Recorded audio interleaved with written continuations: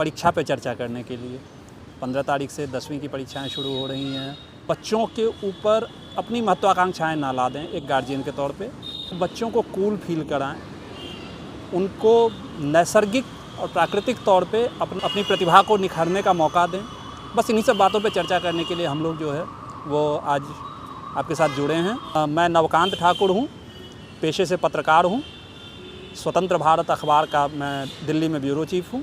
बच्ची का पिता होने के नाते मैं थोड़ा अनुभव कर पा रहा हूँ। पहले जिस चीज़ को अनुभव एक छात्र के रूप में किया था, अब एक पिता के रूप में अनुभव कर रहा हूँ। तो दोनों ही चीज़ों में जो मुझे दिखा है कि हम लोग बेवजह अपने बच्चों पर इतना बोझ डाल देते हैं कि उस बोझ के तले उनकी प्रतिभा दब के रह जाती है।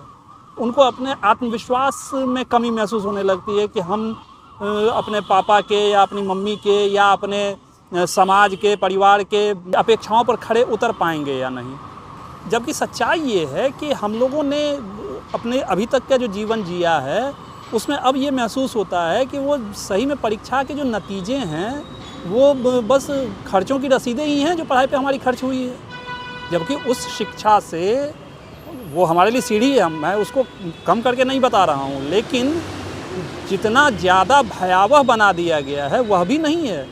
बच्चे पास करें, पढ़ें, अच्छा करें, जितना अच्छा कर सकते हैं करें, वो और अच्छी बात है।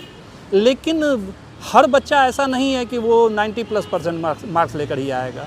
हर बच्चा ऐसा नहीं है कि वो बहुत अच्छे चित्रकारी कर लेगा, बहुत अच्छा वो खेल में बहुत अच्छा कर लेगा। सबकी अपनी अपनी नैसर्गिक प्रतिभाएं और हर बच्चे में कोई ना कोई प्रतिभा है ज़रूर।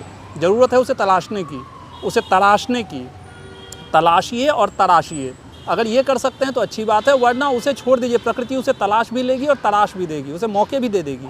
इसीलिए बच्चों पर बहुत ज़्यादा हम डॉक्टर नहीं बन पाए तो हमारा बच्चा डॉक्टर बने।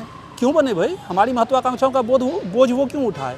उसका अपना जीवन है, उसकी अपनी चुनौतियाँ हैं, उसके अपने संस्कार हैं। जो संस्कार हमारे थे, हमारे बच्चों में हमने एज इट इज़ तो ट्रांसफ़र नहीं किए हैं, कुछ तो उसमें परिवर्तन हुआ है।